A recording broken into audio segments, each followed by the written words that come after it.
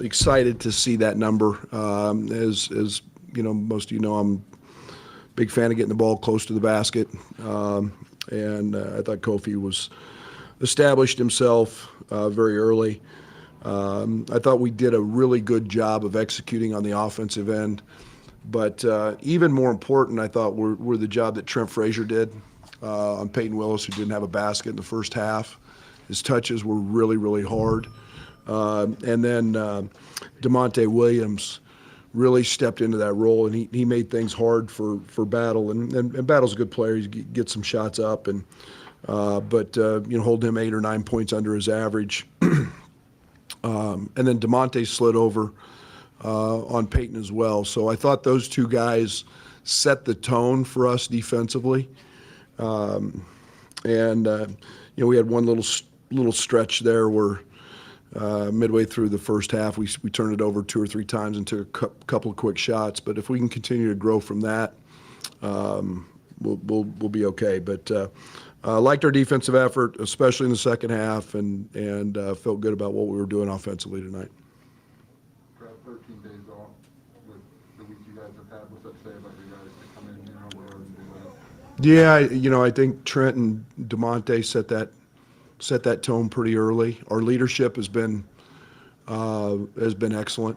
I played a lot of guys early. I had no idea what our conditioning would be like.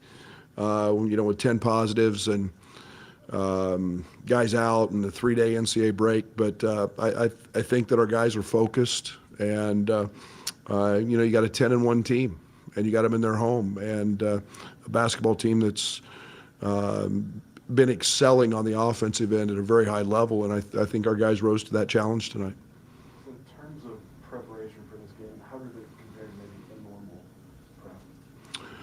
Well, it was a little different, obviously. You fight the balance as a coach as to, okay, you haven't done anything for a long time, and we have this saying, 3 weeks to get in great shape, 3 days to get out, and everybody's a little different in that category, and obviously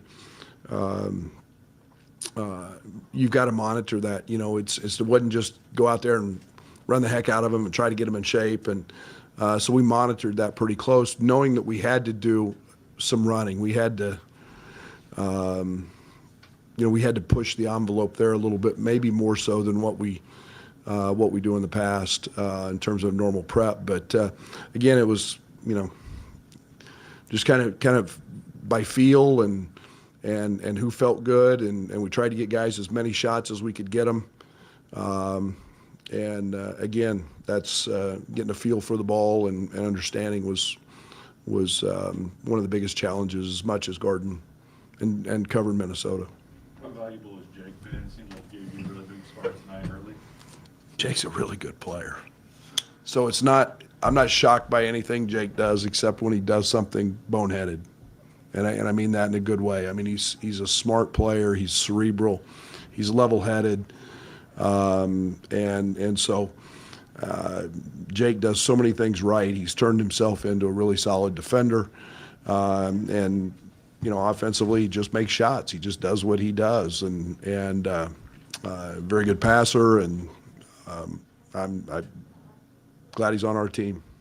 I'm sure you're happy about winning the rebounding battle by double, but what do you think was the key to that, and why you guys succeeded so much of that today? Well, I think in all fairness, I think Ben's, I think one of the things Ben's doing, he knows he's not doesn't have a real deep team, and so they're not going to the offensive boards. They're selling out that consideration of an offensive rebound for great transition. They're controlling the possessions that way. It's a big number. I think it's a big number because we forced them into some tough shots. Sometimes that happens, and I wouldn't make too big a deal about it. I'm not. I like the number for us, but again, I think it's the way they're playing, and I think we'll take it. And I thought we were active at times on the offensive glass, but we'll take that number any night.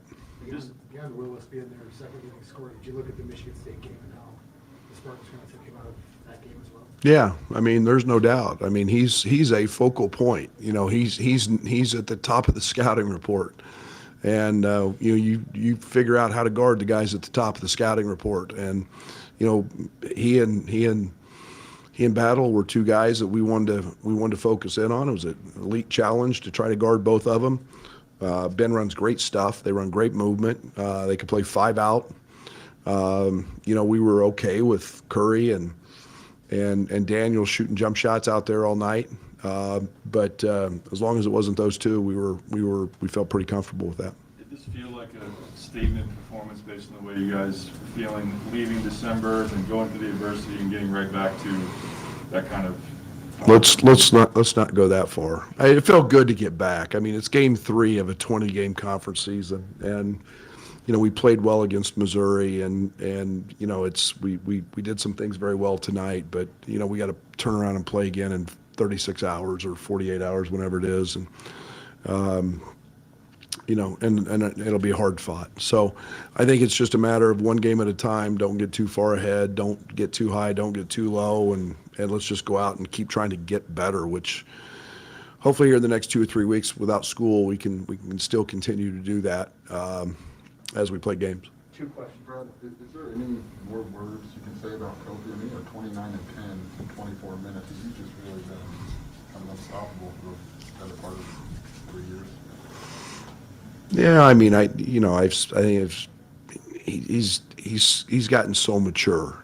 He's not frustrated, as he was 2 years ago when he didn't get the ball and he felt like he was open or he felt like he was open and there was help side defense behind him and he couldn't see it. And now he sees the coverages and now he understands that those guys are going to get him the ball. He's just, that's the beauty of being a junior and having played as many games as he's played and turned himself in because of his hard work into one of the best players in the country. With the emphasis to get him the ball, did you press that more when Minnesota showed they were kind of like Curry or Daniels sink or swim on him one-on-one? Pretty much. Yeah, I think that's a pretty good game plan. I like Kofi one-on-one with, and then just wasn't just one-on-one, but I like Kofi isolated with just about anybody, and when he's got a size advantage, and Kofi's shown that he'll kick the ball out and make those reads. But there's certain nights Kofi feels like he can just overpower people, and he has that ability to do that. And glad he's on our team wearing our uniform. Okay, thanks, Coach. We'll have Kofi and Jake Grandison right by